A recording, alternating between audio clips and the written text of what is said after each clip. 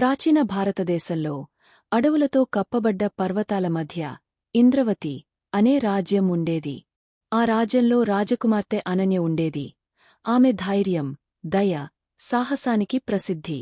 చిన్నతనంలోనుంచే ఆమెకు జంతువులు, ముఖ్యంగా అడవి జీవులంటే అపారమైన ప్రేమ ఉండేది. ఒకరోజు అనన్య పర్వత అడవుల్లోకి వనవాస ప్రయాణానికి వెళ్ళింది. అక్కడ ఒక వేటగాడి ఉచ్చులో ఓ భారీ పులి చిక్కుకుని ఉంది. గాయపడిన కాలి నొప్పితో అది తాళలేక బాధతో అరుస్తూ ఉంది. అది సహాయం కోసం కంటిచూపుతో ఆమెను చూస్తోంది.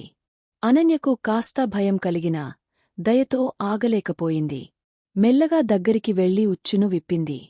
పులి మెల్లగా బయటకు వచ్చి ఆమెను చూస్తూ తల వంచింది. ఒక్క మాట లేకుండా అది అడవిలోకి వెళ్ళిపోయింది. అనన్య తిరిగి కోటకు వచ్చింది. కొన్ని రోజులు గడిచిపోయాయి. అంతా మామూలే అనిపించింది.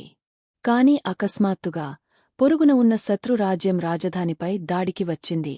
సైన్యం ఎంతగా పోరాడినా శత్రువు బలంగా ఉండి కోట గేట్లు త్వరలోనే పడిపోతాయన్న ఉలిక్కిపాటు ఏర్పడింది. అయితే అచేతనంగా ఉన్న ఆ గడియలో అడవివైపు నుండి ఓ గంభీరమైన గర్జన వినిపించింది. అదే పులి. అది అడవి నుండి పరుగెత్తుకుంటూ వచ్చింది. దాని వెంట నక్కలు, ఎలుగుబంట్లు, కోతులు వంటి అడవి మిత్రజీవులు ఉన్నాయి. పులి సైనికుల పక్కన పోరాడింది. శత్రుసేనలు ఆశ్చర్యంతో పరుగులు తీశారు. ఎవరూ ఊహించలేదు ఓ పులి ఒక రాజ్యాన్ని రక్షిస్తుందని. యుద్ధం ముగిసిన తరువాత అనన్య కోట గుమ్మం వద్ద పులిని స్వాగతించింది. దాన్ని ప్రేమతో తలపై తాకింది. ఆ రోజు నుండి పులి అనన్యకు రక్షకుడిగా మరియు ఇంద్రవతి రాజ్యానికి మిత్రునిగా మారింది.